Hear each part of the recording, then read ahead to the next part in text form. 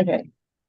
Good morning, everyone, in person and online. Thank you so much for joining us this morning for our speaker series talk with Alan Sinclair.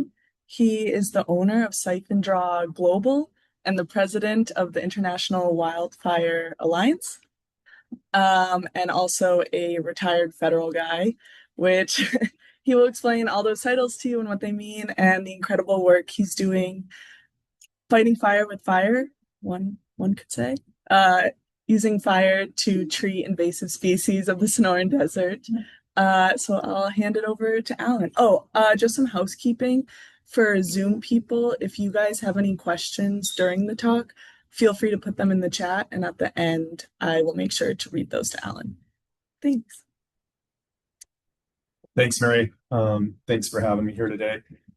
My name's Alan Sinclair. I've got a slide that introduces me a little bit more in depth in a second, but I have been given this presentation for a few years now, and like adaptive management, it has morphed over time, and I even added stuff from the presentation you saw yesterday.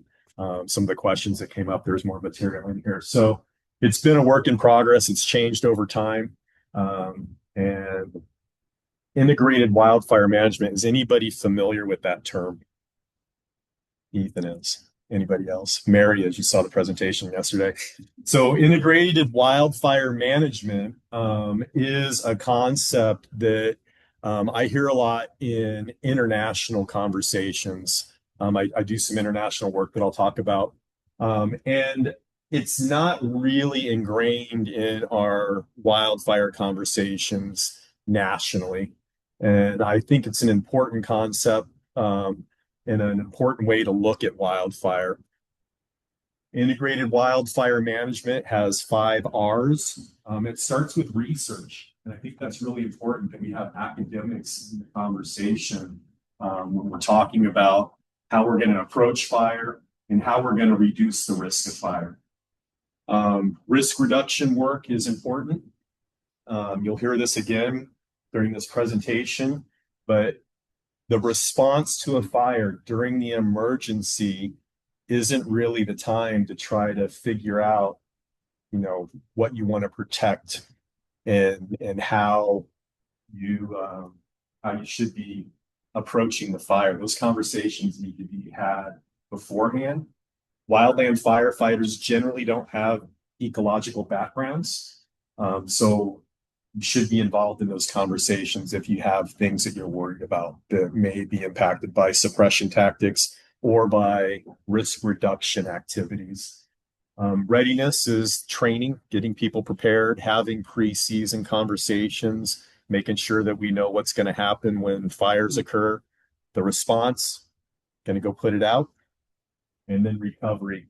And in recovery, what I promote is fire resilient landscapes. How do we get our landscapes more resilient to fire? The photo here is in my neighborhood. That's Superstition Mountains. And if you look at where the vegetation change occurs, the very denuded landscape up below the cliffs is an area that has burned in the 60s, it burned in the 70s, and I fought that fire in the 90s. And then in the foreground, Highway 88 that takes you to Canyon Lake, Scenic Highway 88 is right there. And there was a fire recently that burned that area. And now you see the glow chamomile coming in. You see some of the Sahara mustard in there. You see a bunch of dead trees, a couple saguaros out there. But that landscape's really changed. The vegetation's changed. And that's what we're seeing is a changing Sonoran Desert. I like to get people thinking about how fire has been used for millennia across the Sonoran Desert landscape. And at one point in my career, I was a fire management officer for tribal communities. And I was approached by some archaeologists that were looking at the prehistoric record of ash they were seeing on the sites they were excavating. And they asked me what I was seeing in the communities, what community members were doing with fire. And so we co-authored a paper that we presented in Sacramento at the 76th annual meeting of the Society for American Archaeology. And I think it's really important to know that people were using fire in the desert, but we didn't have the fuel loading that we have today with the invasives that we have. So less intense fires, but they were burning pockets of fuel. So like big pockets of dead vegetation, they would do that to flush animals out that they would hunt. And then they would also burn around areas where they were doing agriculture. So this is me. I rookied in 1990 on the Mesa Ranger District of the Tonto National Forest. Um, I was an engine captain. I ran the Goldfield Fire Station at the Lower Salt River up until 2008 when I became a fire management officer serving Fort McDowell, Salt River, Gila River, Ak-Chin, and Pasquayaki as our fire management officer for the Bureau of Indian Affairs. The important thing in here is a certificate in fire ecology and management I got from NAU. So that program during that time was required for fire managers in the U.S. Forest Service and some other agencies to move up into a management position. That program is going away. So that's Dr. Andy Thode at NAU was my professor, and it's not required. So I think it's pretty important that you understand leadership doesn't necessarily have to have an ecology background. And what that training did for me is it really made me understand that the firefighter I thought I wasn't as good as the firefighter I could have been, right? Because I was doing a lot of things without that background. And a lot of the suppression actions that we were taking had downstream consequences for the environment. And so, with this type of an education, I was able to understand that there's things that we could do differently to have a better outcome when we leave a fire. The photo of me there is from the 90s. And if you look at my hand, I have fusees. So we were burning in the 90s, but we were burning very close to the fire's edge. And we were trying to get around fires quickly and keep them small. And the only reason we were taking fire with us was to get the pockets of heavy fuel burnt out so we could put it out where the finer fuels were. So behind me, I would have people with bladder bags, 5 gallons of water on their back that were putting out the fire as I led it through the landscape in the smaller areas and keeping it really tight to the fire's edge. We hiked around, went direct on fires, and I'll show you how that's changed over time. Another highlight of my career, I became a Type 1 incident commander. So I served Southwest Area Team 1 for 3 years from 2019 to 2021. Our team was the first team deployed during COVID. So the first big national incident during COVID we had, and that was the Sawtooth Fire in the Superstition Mountains. I retired after 31 years of federal service at the end of 2021 and missed what I was doing. So now I own a company that has a private 20-person fire crew. We're based out of the Goldfield Ghost Town on contract with the U.S. Forest Service. They go around the country fighting fires in the summertime. And then this time of year, we do risk reduction work. And then I also do some international consulting with ICS through my consulting business. And then president of the International Wildfire Alliance, that's integrated wildfire management. I have a partner in South Africa, a partner that works for the European Forestry Institute in Germany, and a partner in British Columbia. And we're building capacity within integrated wildfire management globally. And what does that look like? We connect academics. So if there's places like the Sonoran Desert that are kind of complex with what's going on in fire, we could learn lessons from places like South Africa, where their fynbos is being disrupted by more frequent fires because of the invasives they have there. And we can see similarities around the world and learn lessons and share those lessons.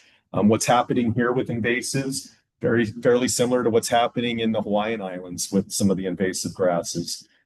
So when you start connecting the dots and see some of the similarities, it's pretty neat to share those lessons. We're building fire crews in First Nations communities in Ontario right now for the Indigenous police chiefs of Ontario. They've had some changes to their fire regimes that are causing those communities to be evacuated pretty frequently. So that's one of the things that we're doing there. It's a new nonprofit. We started just over a year ago. Last year I was in Poland, Germany, spoke about this in Ankara, Turkey last year. So, I mean, what we're doing here, people are interested in globally. Think globally, act locally, or act both. So, told you about that fire at the base of the Superstitions. This is when it burned in 1979. It's called the Siphon Fire, and aircraft being used back in the 70s. Crews back in the 70s carrying bags of water. This guy's got a burlap sack that he's beating the fire out with. And then see some of these guys got bladder bags on their backs carrying water. Smacking the fire out with burlap sacks, throwing shovelfuls of dirt, going direct right on the fire's edge. We continued that aggressive response to fires into the 90s. That's the Beeline Highway. If you look down, that green truck there is engine 37. That was my engine back in the 90s. And crews have carried 5 gallons of water on their back up the hill, and they're going direct on the edge of the fire. This is the Geronimo Fire where Gold Canyon is now, before Gold Canyon was there. And you see that firefighter's got a branch that he took off a tree and he's smacking the fire out with it. So very aggressive initial attack into the 90s. Aircraft being used. In the 90s, we were told if you're going to order an aircraft for a fire, order 2. It was that aggressive of an approach to putting fires out. This is the Geronimo Fire. That's me on the nozzle, taking the heat. And then my buddy Ruben, he was my engine captain back then. Ruben just passed away last month. But we fought fires very aggressively. Lots of aircraft. You order 1, order 2.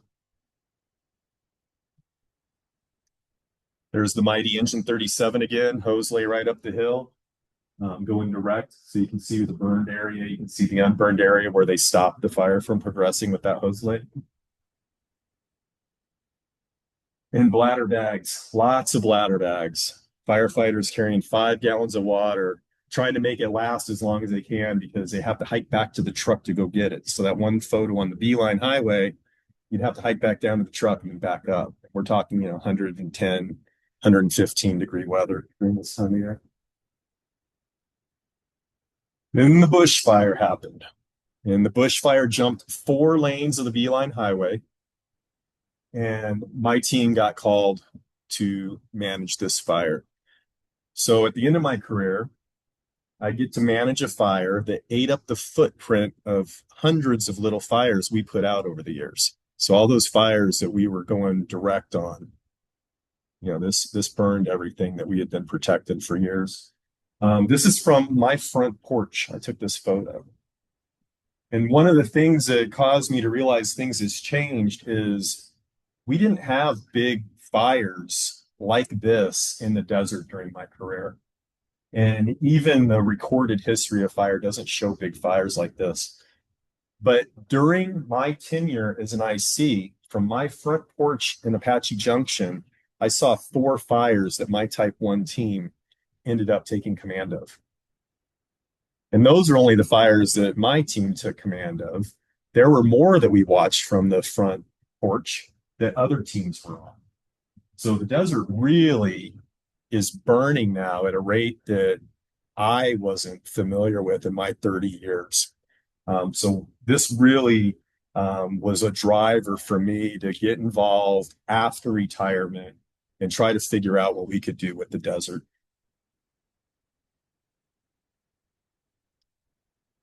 This I shared yesterday, and this is a photo of Highway 88. And this is the fire that started on the Dutchman Park. So you can see it's only this black area here. It moved across the road.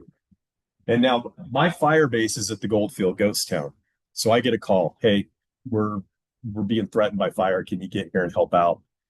I live really close. I live 3 minutes from there. So I was there before the fire department was there.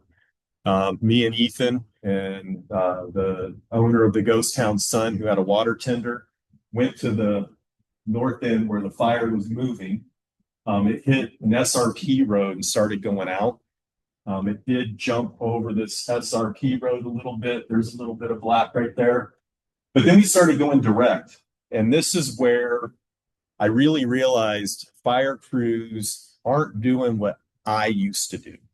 The going direct wasn't what they wanted to do. Three of us going direct, it stopped on the road, but we'll claim that because we made sure it didn't get over it. It went over a little bit. And engine 37 from the Mesa Ranger District, my old engine, was the one that showed up and put that little bit out. But if you look going back towards the road up in this area, this is all going direct. And it's kind of in alignment with the fire edge on the other side of the highway. Crews that showed up didn't want to go direct. So three people were able to put over half of that fire out. But then that little bit there wasn't heavier fuel, but it was still going out if you put the grasses out. They decided to get the drip torches out and burn from the road. And that is becoming more and more often the approach firefighters are taking. And I don't blame them. I'm just daylighting that things have changed over time. All that aggressive initial attack, it's happening sometimes, but it's not happening all the time.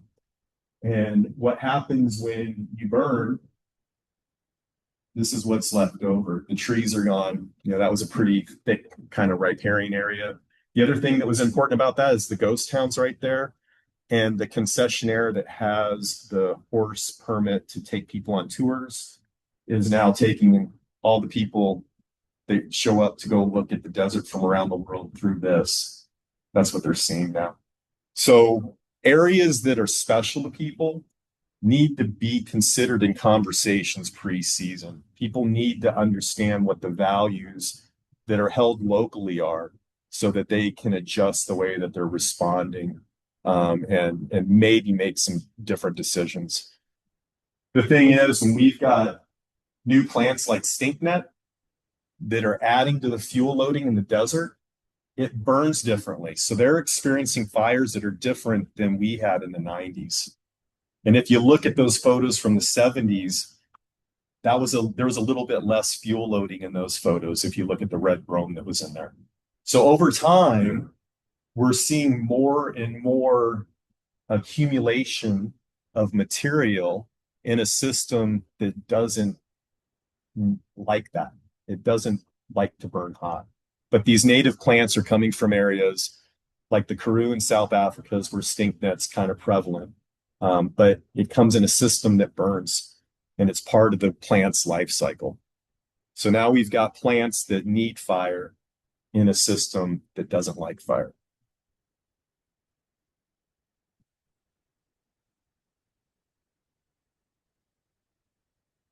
And this is what crews are doing. This is the siphon fire, and these are crews taking fire down Highway 88 to Canyon Lake. And so if you drive down, we've had some stuff come back, but if you look at the Saguaro there, it's got some scorch on it. And the whole drive to Canyon Lake now, we're seeing scorched vegetation along scenic Highway 88. And that was a suppression tactic that they chose to do. I'm not going to say it was a bad decision. I'm just saying that that's what's happening. We're burning a lot of desert at a rate that we haven't done, in my 30-year career. We don't always have the desert seasons. So there's been periods of time where maybe a decade goes by where we haven't had desert fires, right? So the 90s, the early 2000s, and it kind of went away for a while. Then the rains get in alignment that encourage the fine fuel growth, and we have desert fires again. This time we had desert fires, things changed.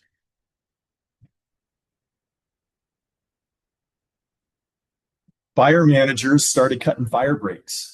And this is another thing that wasn't really something I was familiar with in my career. We cut recreation areas along the lower Salt River, kind of Blue Point Bridge, Granite Reef, areas like that, where we had a lot of public coming in, limbed it up so they could, be in those areas and use them as picnic sites.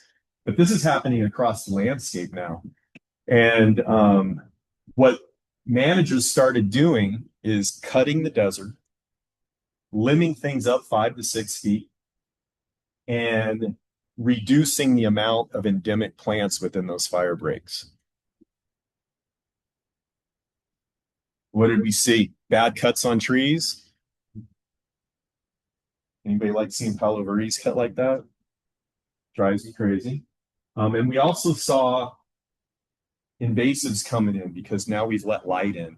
And so we've opened it up. We're encouraging the problem that exists in the desert through our tactic to create a fire break. How do we manage this? People are spraying a lot of herbicide. Is that right or wrong? We don't know yet. The fuel breaks have not been modeled in the desert, and this is adaptive management, and we're learning. But what integrated wildfire management does, if you do the research, we're taking a strategy for a forested system and applying it in the Sonoran Desert. A forested system, like our ponderosa pine, because of fire suppression and exclusion of fire in a system that needs fire every 10 to 12 years to be healthy, has caused an accumulation of surface material that causes the fire to burn hot. And it's also allowed little trees that would have been killed every decade to grow up. And so now our forests that you used to be able to ride a horse through, you can barely walk through. So it makes sense to thin that because you want it to resemble a healthy, resilient landscape. They take a forested strategy and apply it in a system where we're not overgrown. The desert structure is fairly beautiful, like the way that the plants grow together, nurse trees, and all those things that are special about the desert. Our issue is the invasives. That's what's bringing fire to the desert. The other thing I mentioned about the use of fire over time by people prior to our dependence on electricity for heating and cooling, the amount of fuel wood that would have been used for those activities is enormous. So a lot of the dead material that exists in the landscape around our communities, if we were all burning to cook a meal, would be used up. So those two concepts are what led us to our strategy for dealing with fire and building fire breaks and making landscapes more resilient to fire. Here's another thing people are doing is the herbicide spraying along the roadside. One side of this road's been treated, the other side hasn't. And brittle bush was the target. But then it's been sprayed, it's been left there, and that is now a fuel source for fire. And where do we get a lot of our fires? Right along roadways. So if we aren't taking a holistic look at it and getting people involved in the conversations when we're making decisions like this, things that people are doing that they think is really good, maybe could be done better if we add more people to that conversation. So what are we doing? All right. We started building fire breaks for the state, was asked to cut, wrote an executive summary because I was like, I don't know what to cut because I don't want to cut the wolfberry. I don't want to cut the ironwood. I don't want to cut down a saguaro. I don't want to, I don't want to cut native vegetation. It just doesn't feel right to me. But what we will do is we'll go in and we'll target the problem.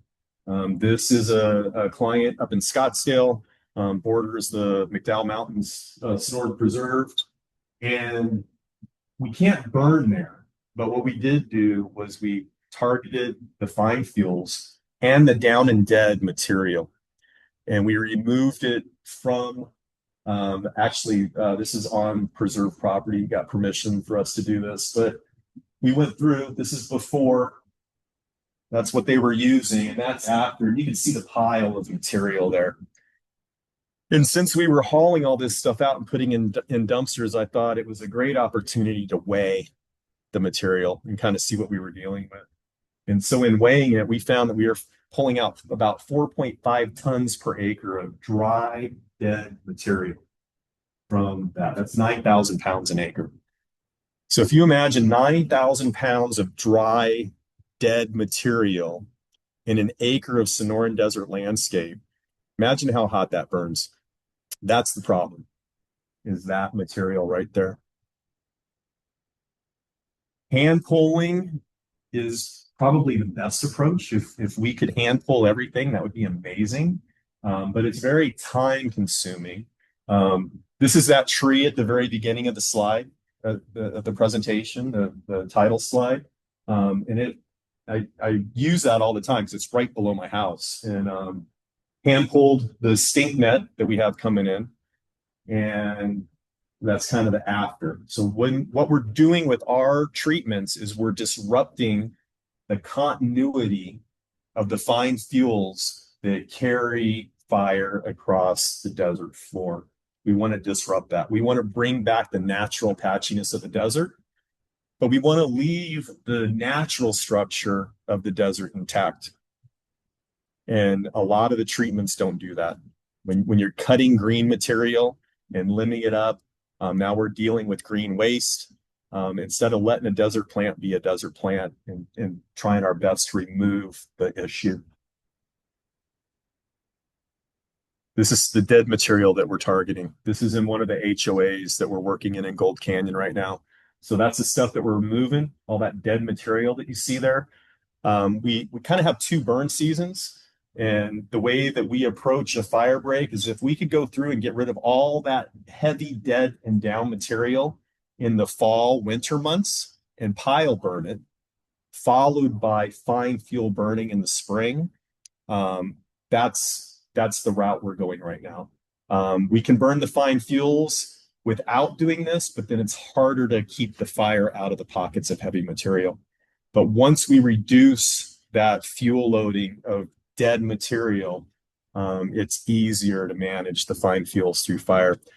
And I want to make a statement. When we're managing the fine fuels, we are not trying to eradicate the invasives. I believe the invasives are here. I was fighting red brome fires in the 90s. I don't think we're getting rid of invasives. I think it's a valiant effort to try to do it where you can, but we have so much of it spread across the landscape. People need other alternatives as well. This is some of the pile burning that we do. This is in Gold Canyon. That's at my house. So low intensity, small fires, trying to not get heat on the native vegetation that doesn't like it. So pile placement becomes very important and pile size becomes very important. This is a area, this was the first area that we burned. So we were cutting fire breaks for different clients. I wrote a paper trying to figure out something else to do. I presented it in Monterey, California. 2 months later, the Southwest Fire Science Consortium held a field trip. They came to my house to see what I was doing with fire, had 60 people there. 2 months after that, the city of Apache Junction hired us to do our first burn. This is it. This was the very first one that we did in April of 2024. You can see the stink net along the fence line where our fire break ended. That stink net had filled in this area. You could still see some underneath the cholla there. We didn't want to run fire into that, but we've got all the open space burned. And then this was last week. That area is still clean. And what the city did is they followed our burn with a pre-emergent on this area. So they did use pre-emergent, and the burning just gets rid of that biomass and kind of gives you a clean slate. On my property, I don't use pre-emergent. I'll just burn when that stuff comes in and exists. And it's easier and easier after every application of fire because we have limited the amount of heavy fuel through our pile burning. And so it's pretty easy. I can do it. My crew doesn't like me to do it by myself, but I will go do it by myself. This is what it looks like. There's times a year where we can run fire right under some plants without having too much issue. E, can you make this one play? Oh, there we go. So, we're just burning small pockets of it at times, just to break up the continuity of the fine fuels. We'll burn a mosaic into the landscape so that if we do have fire moving across the desert floor, it's going to hit patches of areas without fuel. And that's kind of what the propane torching looks like. Here's another video. This is along Mountain View Road in Apache Junction. So, we'll put out the prescribed fire notices. This is along a trail system. And this is another kind of example of what it looks like when they're burning. Low intensity, kind of getting the piles, throwing the dried stink net into the piles. People say burning stink net isn't going to work. Well, what are you trying to achieve? I'm trying to reduce the risk of fire. I'm trying to get rid of the biomass. It works to do that. Is it going to get rid of stink net? No, stink net likes fire. But what we found is if stink net is standing and we run fire through it, it's so finely structured that the stems will burn and then the little seed heads will fall on the ground and roll around. But if we get it into a pile, we can generally get those seed heads to consume. And that's what this will show.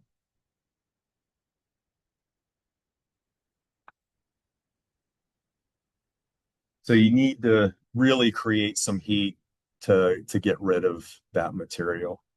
If you just burn it across the landscape, you will be dispersing seed. We try to avoid that, but we're talking about big areas. Right now, we're burning easements for Pinal County. All the county easements from Superior to Apache Junction. It's about 170 acres. We're doing a burn project for Peralta Regional Park, actually putting fire into an area that I don't recall a fire history in there. So it's fairly pristine desert, but we're taking an approach that's very sensitive to the native plants, and we're getting rid of the biomass that's going to create intensity across the landscape. Got to learn to live with fire because we got plants here now that are bringing fire to our desert. And that's my granddaughter, teaching her to be a good steward of the land and not be scared of fire. Wish we could all do that. But that's the presentation. I've got time for questions.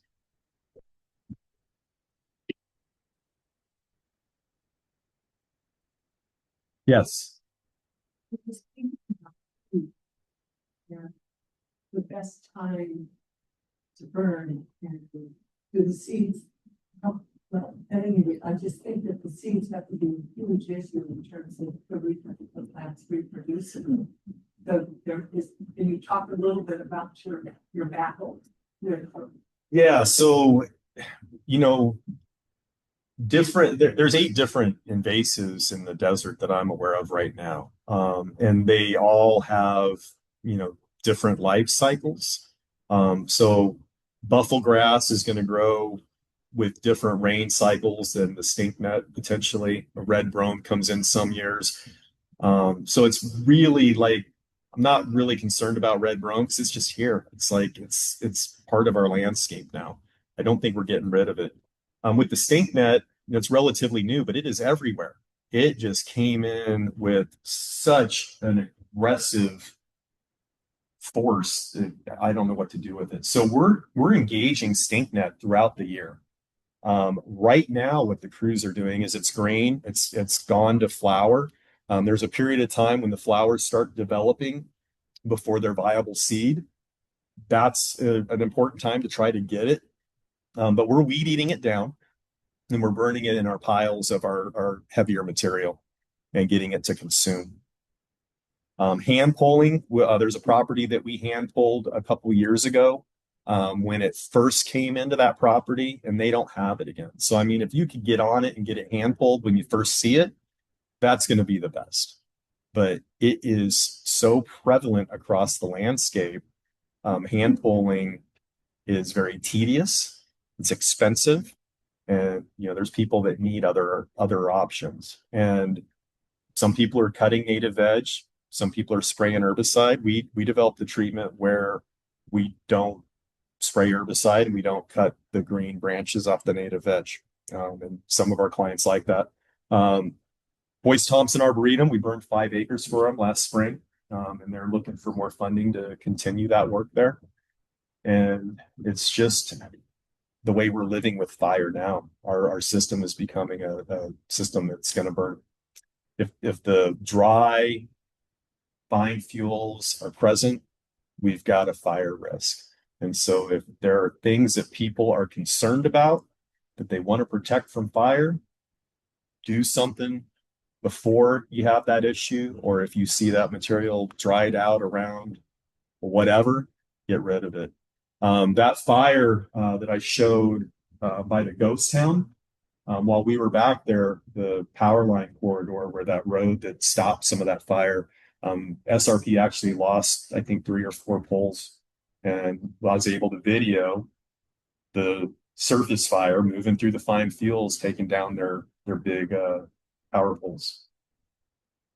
They've since now they'll do a clearing around it, and they have a wrap that they put on their poles to protect them from fire. But that's just one example of things that are at risk across the landscape. Start talking about sensitive areas, riparian areas, sensitive plant communities, infrastructure, homes. I mean, what are you worried about? It's going to be impacted by fire. So there's always a patchwork of ownership, right? You've got state trust land, and parks, and federal, and whatever. So are you seeing a lot of collaboratives? Because we know that now kind of treat their piece of land when it gets the state trust land, that's that it has state now, and it has to be issued. So do you see a lot more collaboration in regards to addressing some? I see it. Can we do better? Certainly. There's a lot of groups of people that are working towards the problem, but what I see is there's people that are worried about buffalo grass. I mean, buffalo grass becomes their life, or fountain grass becomes their life, or stink net. But when you look across the landscape, all those plants are causing an issue. So connecting people, having conversations. I like to come and talk with people so that we can, get people informed and communicating. Yesterday, I spoke at a meeting where there was a lot of people talking, right? The Pinal County Superstition Area Land Managers, we have the state there, we have the BLM, we have the Forest Service, city people. So people are talking about it, but then it's like, how do you tie the efforts together? And I think the best way to do that is through community wildfire protection planning. So CWPPs, when they were developed for Maricopa and Pinal County several years ago, we weren't doing a lot of this work. So a part of that planning is, what type of work are you going to do in the next 5-10 years? Well, there really wasn't fire breaks being built at the rate they're being built today. And so a lot of people didn't really know what to put in that box. I think we could have a more robust community plan now that we're doing stuff. And the day before yesterday, Pima County came up. So Ken Franklin from the Sonoran Desert Museum brought a representative from Tucson Fire Department, and they are interested in their CWPP, and they came out to one of our project sites and saw us burning stink net in an HOA. And then the Gold Canyon HOAs, I mean, to be burning in there next to, multi-million-dollar homes, that's a big deal. And so a lot of the public education, if you saw the smoke that was being produced in those videos, it's fairly light. A wildfire, because it's burning green vegetation that's got moisture content, it's going to produce heavier smoke, more particulate matter. So burning at the right time of year, burning the right material the right time of year is a way to be considerate of air quality issues. And, one of the things is, how do you like your smoke? Do you want it in July when the fire's beating down on your doorstep? Or would you rather have crews doing it and being sensitive to air quality issues?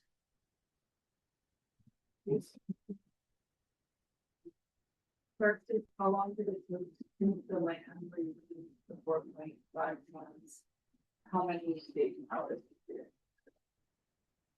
Well, that's a good question. And I don't recall how long that project took, but it was labor intensive. The crews were removing that material and then transporting it to the dumpsters. And it's on a very big property there. I think we might have done five.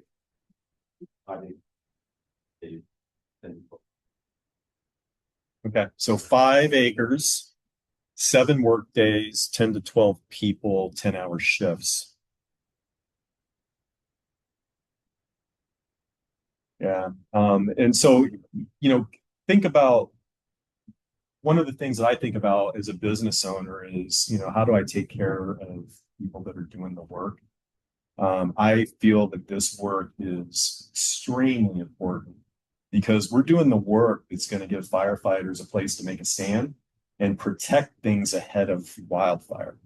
When I see communities, just hoping that the firefighters are going to save them, that's not the position we need to be in. Integrated wildfire management, that's what I'm a proponent of it. I responded for 31 years. That I went to the same place more than once that was on fire, and so I really think that it's important for firefighters, if they don't have the training themselves, to be talking to people that understand fire ecology, understand fire regimes, understand what disrupts fire regimes. I mean, those are important things to be excellent in the field of wildland fire, but it's not required. So make sure that if you've got wildland fire response entities around you, have those conversations. Let them know what you're concerned about.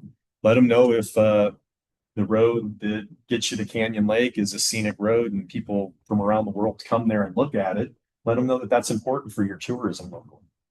Gotta really educate people on what they are concerned about. Thinking about drainage. You eat, or is there some system that encourages drainage that will actually help with fire suppression, or in terms of either not feeding, watering plants or not breaking down the surroundings? Is drainage is that an important issue? Drainage, yes, certainly. I mean, what do you see post fire? Flooding, right? So really being aware of drainages, watersheds. I mean, across the landscape, fire managers are concerned about that. On big fires, as an incident commander, I was able to engage with the local experts. Whatever agency administrator we were working for would say, hey, I want you to talk to this person about this issue and make sure that it's considered in the planning for, suppressing the fire. Watershed issues are huge. So, but what could we do to those areas pre-fire season to make them more resilient to fire? We're trying to do things during the heat of the battle that we shouldn't be doing.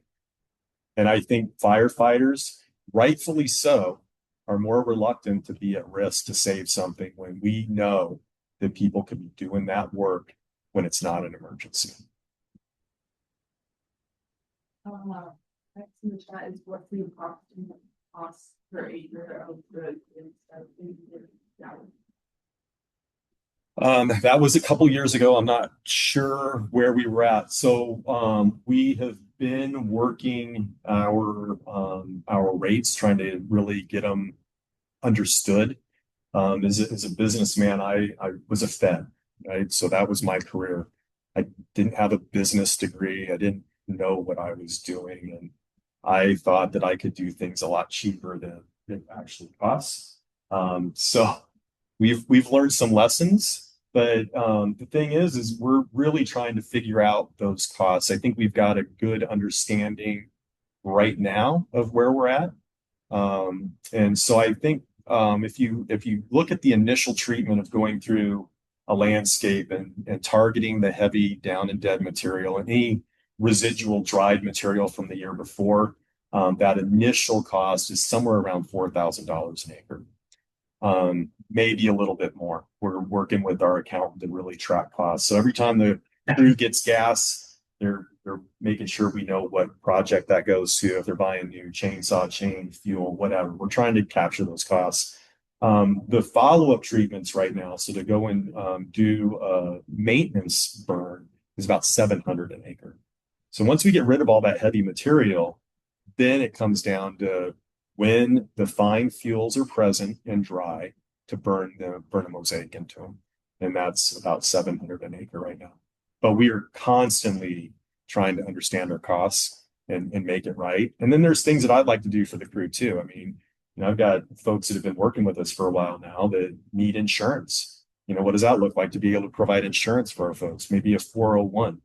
So at some point where I'd like to be is having a crew that is taken care of, but also is educated, right? So our folks, we're teaching basic fire ecology to at the entry level. I think that's important.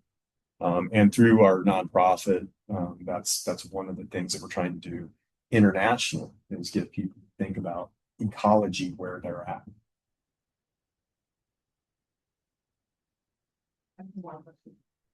Yeah. And with she asked the question, you answered. Oh, cool. How you work with other men and things. So, that's great. I want to say a little something from the city of Phoenix. As a whole, for us in our mountain preserves, we take it upon because we're so front country with all the infrastructure surrounding our mountain preserves. The initiative for the city is to allow folks who own those properties adjacent to the preserves to go beyond their property's edge within so many feet to be able to reduce fire loads like that. Do people do that? We have seen some evidence of that, and we want them to be in touch with us, not just arrange with the city as a whole too. Some of that information trickles down to us too, because we're boots on the ground.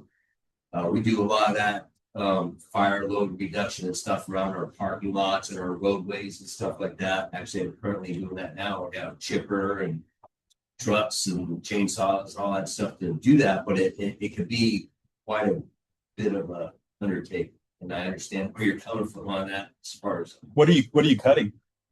We're cutting trees, brushing, making more inner space, natural feel around our parking lots to get that inner space, like the natural inner space around in the desert between the native plants. But are you cutting native plants? What's that? Are you cutting native plants? Yeah. And green branches.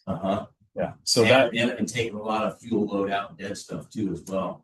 Yeah. Like right around the parking lot areas. And I get that. Use the fire load. There's folks that come over smoking or they're hanging out, or we have barbecue grills, things like that in some of these areas. Yeah, I get it. I'm just, my stance is that we don't need to cut the green stuff, and you're dealing with more material because you're doing that.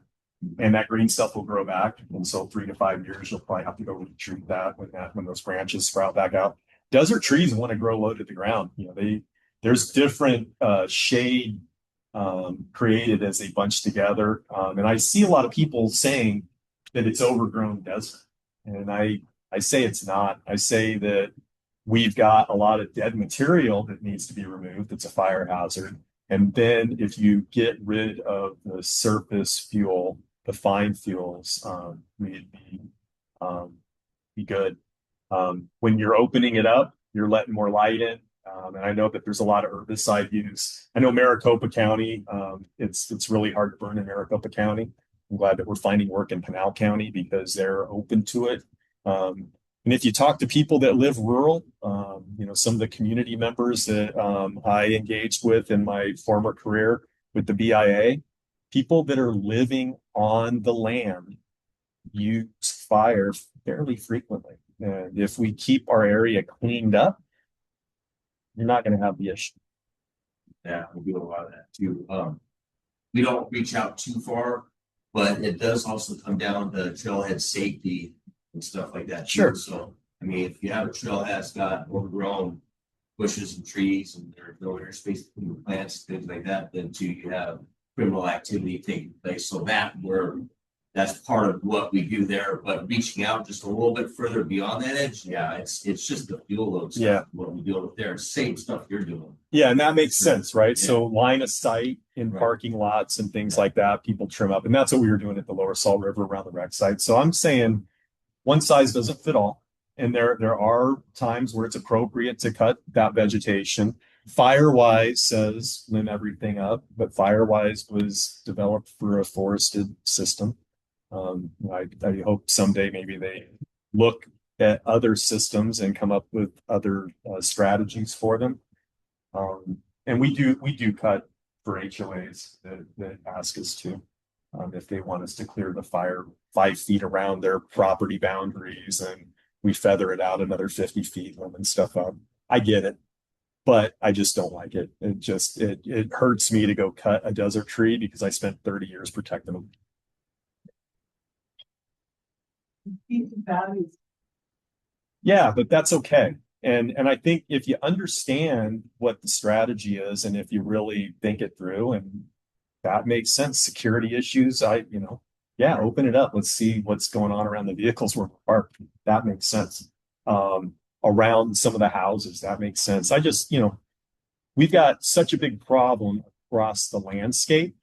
If we take that strategy and use it where it's appropriate, and then consider other strategies in other areas, that's what the conversations are gonna bring us is, hey, we need to do this because of these issues, but over here, maybe we could have a lighter hand on the land. Instead of burning dead down, what about chipping on site and either spreading the piles out or fall option? So we do that. The issue that we see is it's expensive. So if we're hauling to a green waste facility, you got travel time to get there, you got dumping fees associated with it. We do that work. This is just a cheaper strategy for people. It's cheaper to burn on site, especially when we're dealing with invasives.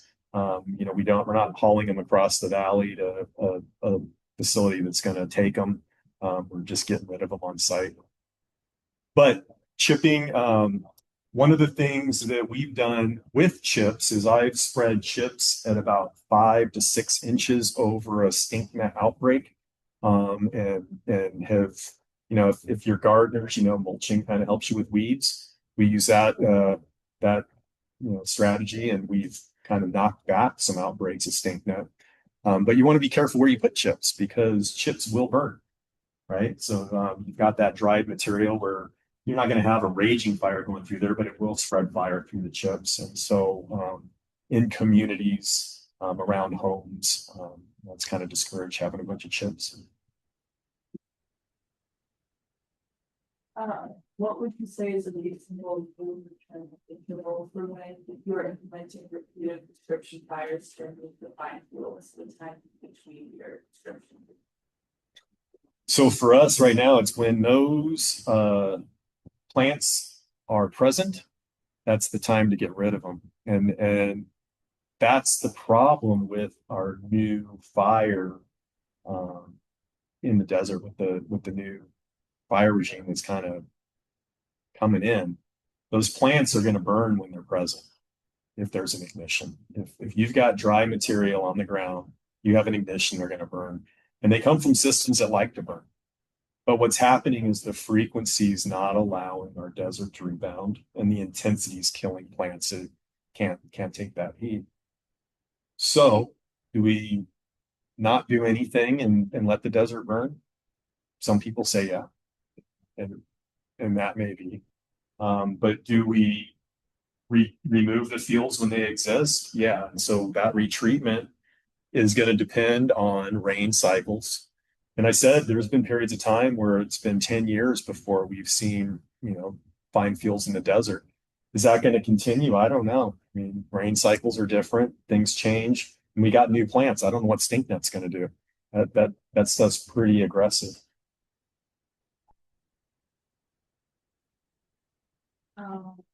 Kind of address this, but I use burning fire adaptive invasives like level grass. It sounds like burning stands to sink that does not remove the seeding. This island sink that to burn the seed that seem to address that issue.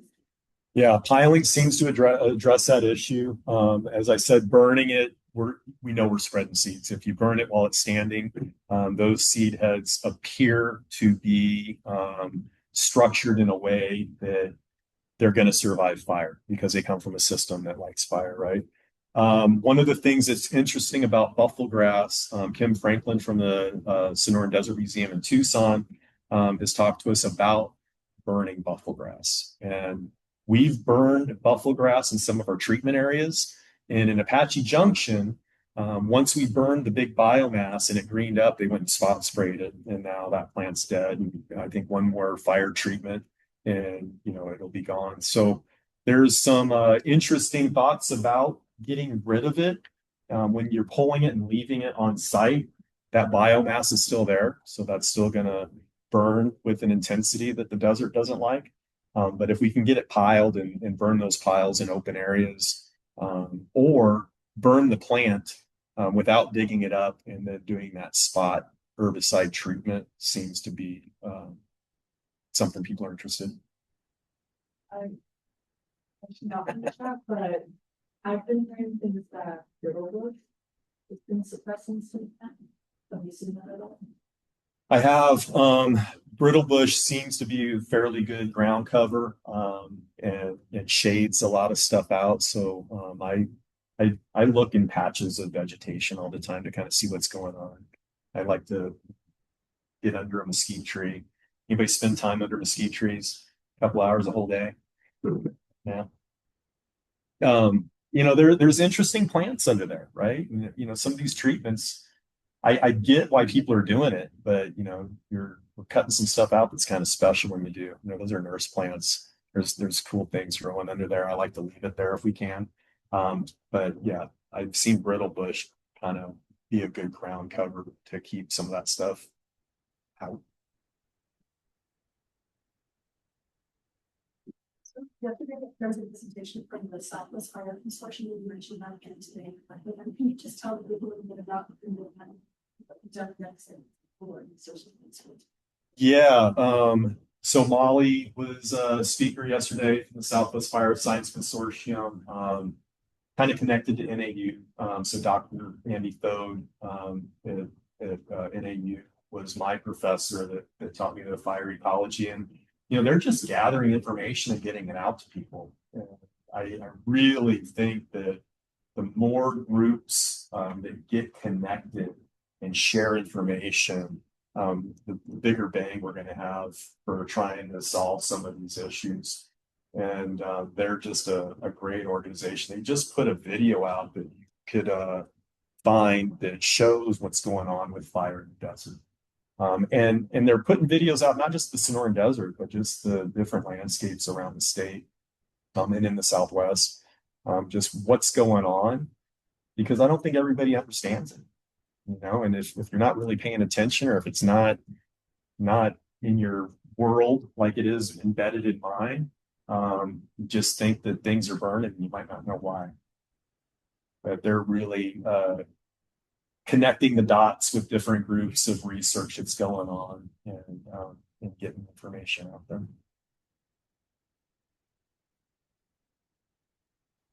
Cameras though through a world after fires. Yes, it does. Let's here's the remote.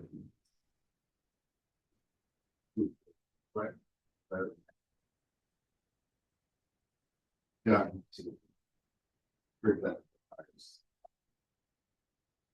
Oh man. Right. Yeah, well, that's a fight that I like being in. I like to slay that stuff. I've killed it with fire, which people say, well, you can't do that. You can't do that if you allow fire to move through the stand of it. But what we did is after fire moved through the stand of it, we cut the remaining biomass and piled it right on the stump. And because it is a basal sprouter like that, we were able to kill the plant. Now, has that been studied? No. I'm just going to tell you I've done it because I've burned that stuff over the years quite a bit. At Gila River, they're doing a lot of good work with removal and doing some restoration work out there. There's a tribal fuels crew there ran by Ashton Lynch, and they're doing some great work out there. So I pay attention to some of that work that they're doing. But it's really trying to get some native plants back into that system and compete with it. And if you're interested in tamarisk, if you're interested in the Gila River, there's a book called Once a River by Amadeo Rea. And Amadeo is a buddy of mine. He was in the Gila River Indian community in the 60s and talked to people that understood or had seen the landscape out there prior to their mesquite boss being clear cut and prior to the river being shut off when they lost their water. Now that they've got some of their water rights back, they're doing some pretty cool stuff. So if you look at the Mar 5 project out there, beautiful. The Peeposh wetlands, beautiful. The Gila River wetlands are beautiful. They're doing a lot of good restoration work out there. So that's one place I pay attention.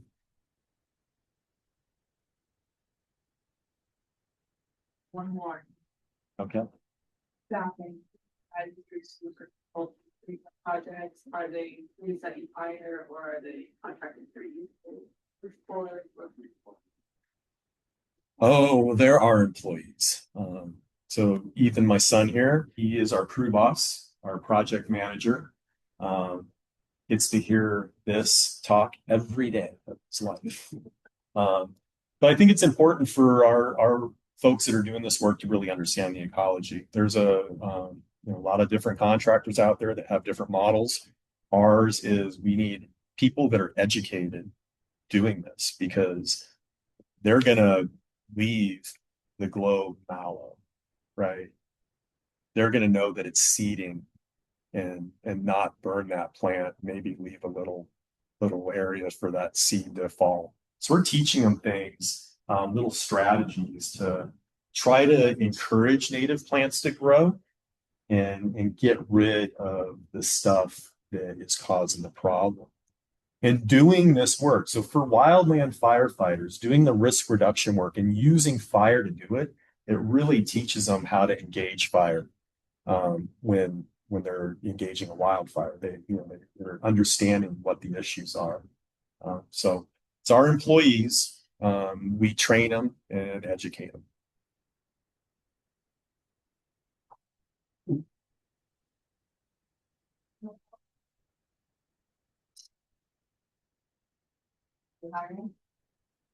We are constantly hiring. We just hired 5 people last week. We have turnover, but that's okay. So folks will get involved with us. We've got people that have moved on to hot shot crews, structure fire departments, Forest Service, we're at BIA. They can come in, get their foot in the door, and then go do whatever they're dreaming about doing. And I think that's pretty cool because we've got the opportunity now to give them the information I feel is important. So when I teach basic wildland fire classes for MCC, I'm an adjunct faculty member there. I've been teaching the wildland course for 25 years, maybe now. I'm adding a little bit of fire ecology. I think it's important for people that are going to get into this industry to kind of understand it a little bit. And we're developing a basic fire ecology for a firefighter course right now that we'll be offering at some point. 3 to 5. Season. That's you wouldn't be here now. You wouldn't be here presented to us in the middle of summer, right? Are there seasons that are upper, or do you just change functions from season to season like we do in our environments? Yeah, I'm changing function from season to season now, and I'm a little bit more available to be available in the summertime now. But I've got my international nonprofit, so I'm doing stuff. I'm traveling quite a bit, and different. Everyone's going through different seasons with what we're South doing. Africa has a different season than we do. And that's what's nice about the relationship there, right? So they'll be starting their fire season about December. I'll share this about international collaboration communicating to people. I told you that we had the first fire during COVID. South Africa had already been through COVID in the fire season. We had our fire season. So the planning I used for my agency and my people was South African plans that then were integrated into our regional plan and our national plan for moving firefighters around the country during COVID. So that's just a relationship that allowed that information exchange at a very critical time for us. So exposure, what you were doing is really important for crossover geographical areas to be seasonal. Yeah, and getting the people that understand it, right? So, integrated wildfire management, the 5 Rs. We want to connect people to be able to help within that to build the capacity.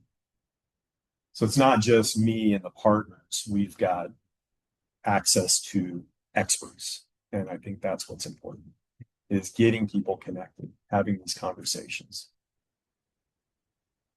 International Wildfire Alliance, IWA.NGO. If you're interested in that stuff, I think I'm really interested in it. I think it's super cool. That's why I'm doing it. But there's been some pretty cool projects that you can see on social media, and the website kind of introduces you to the people that are doing it. And then for Siphon Draw, it's Siphon Draw Global. It is on Instagram, Facebook. You can see our projects there. What I tell people that are trying to do this work themselves, they can peek at the social media and see how we're approaching it. Because yesterday somebody said it was too late to do anything with the stink net this year. We're burning it today. I got crews out there burning it right now. It's green right now. When it dries out, we'll be burning it, right? And we'll be hand pulling when it's time to hand pull. We're going to continue to engage it while it's present until the crew's out fighting fire. But there are seasons. Fire season for us will start, in June, July. Contractors don't start fighting fire as early as the people that are working for the federal agencies or the local fire departments. They're gonna start attacking fires when they happen, but then when their resources get depleted, then they start bringing in the contractor workforce. And before the end of my career, we quit calling them fire seasons and we started calling them fire years, because we just quit having a break. We used to have a break. It would be fire season and then project season. And now we see firefighters engage in fires year round. So fire affairs, is that what you said? Fire year. Fire. Yeah. So instead of the 2026 fire season, it'd be the 2026 fire year. Maren? It's bigger. Well, it just means that things have changed and there's a need now for firefighters year round nationally. If you look at Oklahoma, Texas has already had fires this year, fairly destructive fires. So there's always something burning. Yeah.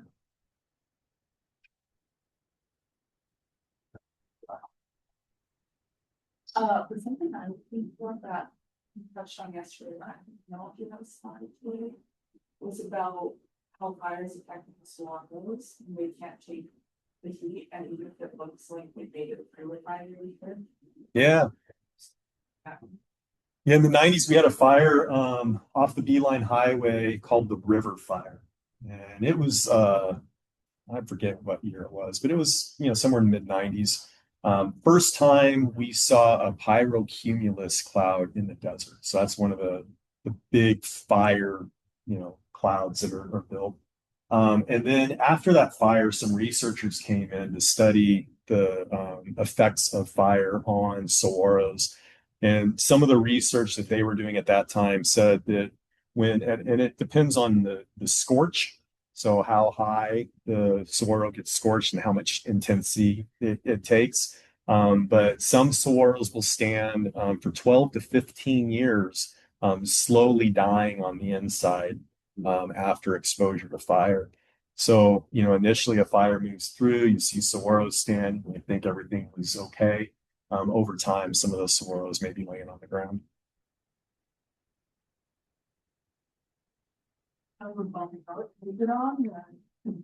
Well, so let's not leave it there. Let's leave it here.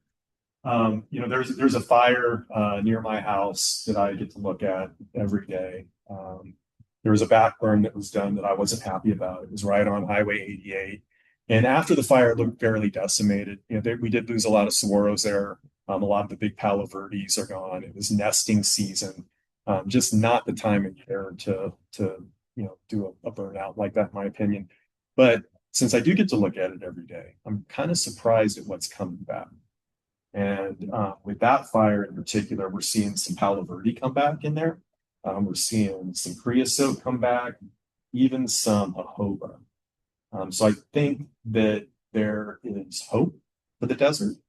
I hope over time we can come to develop a time of year when the temperature and the humidities are right, where maybe we could do some broadcast burning in some areas, and have some acceptable loss instead of losing everything. Because what we're doing right now is a little labor intensive, really trying to keep the heat off the plants. But I think that we're going to get to a point where if we recognize that saguaros we need to go protect, so we're going to take a little bit of time around the saguaro stands. And I have a suspicion that wolfberry is very sensitive to fire, because I think I might have killed one on my property. So once we understand how fire impacts the native plants, and when we see things like creosote coming back, maybe there's opportunities to develop a more landscape level prescription to broadcast. But this is adaptive management. We're learning, and it's just going to take some time to figure that out. Much better. Better ending? Okay. And